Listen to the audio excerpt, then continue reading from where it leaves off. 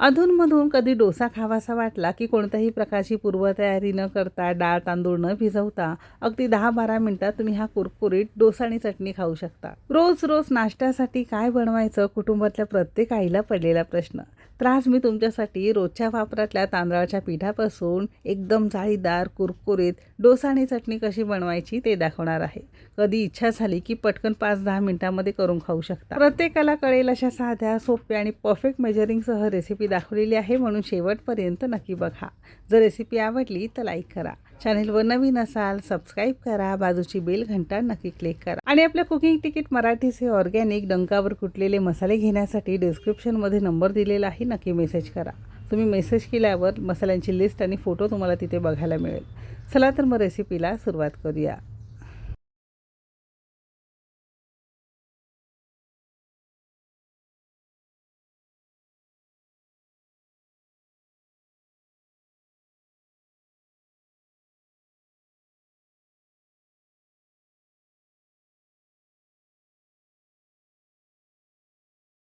आता तांदळाच्या पिठाचा डोसा बनवण्यासाठी सगळ्यात पहिल्यांदा मिक्सरच्या भांड्यामध्ये इथे आपण घरातल्या कोणत्याही एखाद्या वाटीने किंवा मेजरिंग कपने 1 वाटी आणि वजनी म्हणाल तर साधारण 200 ग्राम प्रमाणात रोजच्या वापरातलं भाकरीसाठी जे पीठ दळून आणतो ना, अगदी तेच वापरलेलं आहे. तुमच्याकडे घावणांचं पीठ असेल तर ते सुद्धा तुम्ही इथे वापरू शकता.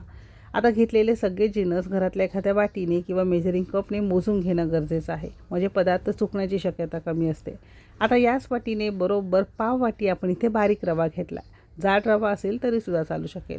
याच वाटीने अर्धी वाटी आपण इथे दही घेतलेलं आहे. घट्ट दही होतं म्हणून साधारणतः अर्धा कप घेतलं. तुमचं पातळ असेल ते 1 कपभर तुम्ही वापरू शकता. दही घेतलेल्याच वाटीने बरोबर अर्धी वाटी आपण इथे साधं पाणी घेतलं आहे. जर पातळ दही असेल तर फक्त पाव कप तुम्हाला इथे पाणी वापरायचं आहे. प्रत्येकाच्या पिठाची क्वालिटी थोडीशी वेगवेगळी असू शकते, तर त्यानुसार पाणी कमी जास्त लागू शकतं.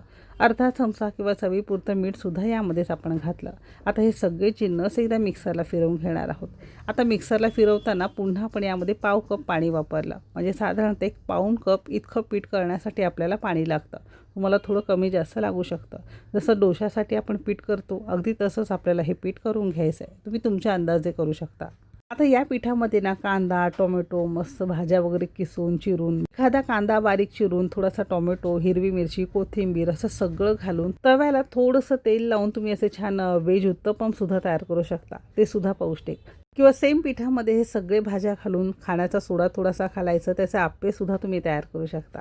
असं हे पीठ तयार केल्यावर साधारणतः 5 मिनिटं बाजूला ठेवून देणार आहोत. तोवर इथे पटकन आपण चटणी बनवायला घेऊया. अगदी 2 मिनिटात तयार होते.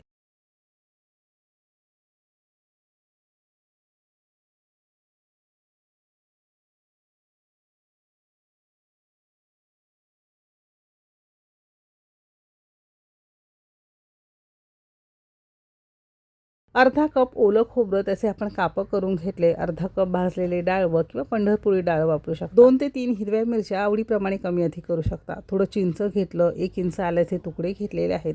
चालत असेल तर 1-2 लसणाच्या पाकळ्या तुम्ही वापरू शकता. आता हे सगळे जिन्नस आपण मिक्सरच्या भांड्यामध्ये काढून घेणार आहोत. आता इतकी चटणी साधारणतः 3 ते 4 जणांसाठी व्यवस्थित पुरते. तुम्हाला जास्त करायचं असेल तर प्रमाण वाढवू शकता. चवीपुरतं किंवा अर्धा चमचा मीठ घातलेलं आहे.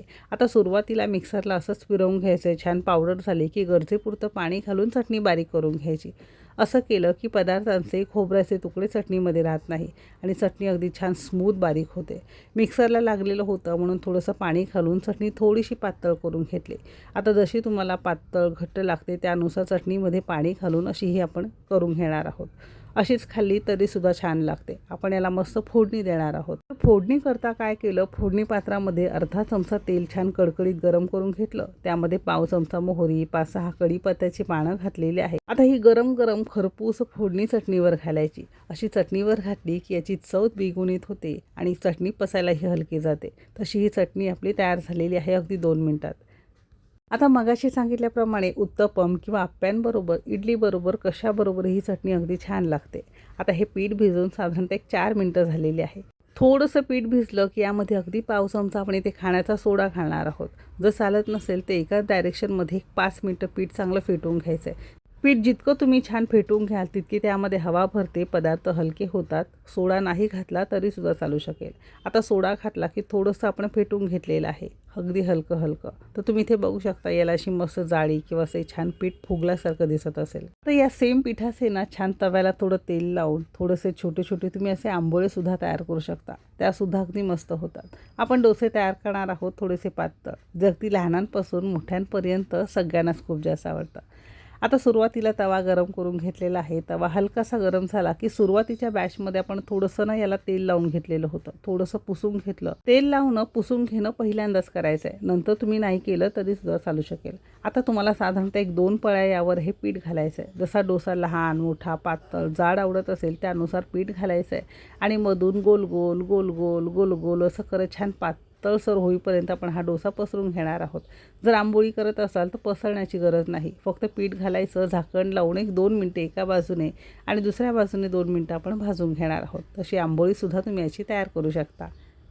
आता डोसा घातल्यावर गॅस सुरुवातीला आपण मोठाच ठेवलेला आहे. सुरुवातीला आपण बघू शकता हळूहळू ना वरची बाजू थोडी सुकल्यासारखी दिसत असेल. हा डोसा जर तुम्हाला एकदम क्रिस्पी कुरकुरीत हवा असेल तर 2 ते 3 थेंब आपण याला असे कडेने तेल सोडणार आहोत. असं केलं की काय होतं, जरी तुमचा तवा लोखंडी असेल भिड्याचा असेल तरी न चिकटता मस्त डोसे तयार होतात. आता जर तुमचा हा डोसा मोठा असेल ना, तवा मोठा असेल ते एकसारखा गॅसवर असं फिरवत फिरवत सगळीकडून एकसारखा आपण भाजून घेणार आहोत. म्हणजे सगळीकडून असा हा न कच्चा आता छान भाजून तयार मिळतं. आणि डोसा तयार झाला की आपसूक थोडा रंग बदलतो, याच्याकडे आपसूक कडेपासून मोकळ्या होतात. याचा अर्थ डोसा आपला खाण्यासाठी तयार आहे. तसा तुम्ही असा रंग बघू शकता, मस्त आलेला आहे, एकदम कुरकुरीत झालेला आहे आणि बघूनच खावासा वाटतो. आता याला सेम तुम्हाला जर मसाला डोसा करायचा असेल तर यामध्ये बटाट्याची भाजी आतून स्टफ करायची किंवा बाजूला सर्व करून सुद्धा तुम्ही खाऊ शकता. जसं तुम्हाला आवडेल त्या पद्धतीने तुम्ही हे करू शकता. तसा हा डोसा खाण्यासाठी आपला तयार झालेला आहे. तर अचानक कधी डोसा खावासा वाटला की असं हे रोजच्या वापरातल्या तांदळाच्या पिठामध्ये हे सगळे जिन्नस घालून झटपट असा हा डोसा तुम्ही सुद्धा नक्की करून बघा. डोसा तयार आहे, चटणीसुद्धा तयार आहे, म्हणून चटणी सुरुवातीला करून ठेवायची. जे गरमागरम डोसे करत असाल, आंबोळ्या करत असाल, आप्पे उत्तपम काही जे करत असाल या पिठापासून तर फटाफट घरच्या सगळ्यांना तुमच्या स्वतःसाठी चटणीबरोबर खाता येईल. अशी ही रेसिपी आपली तयार झाली.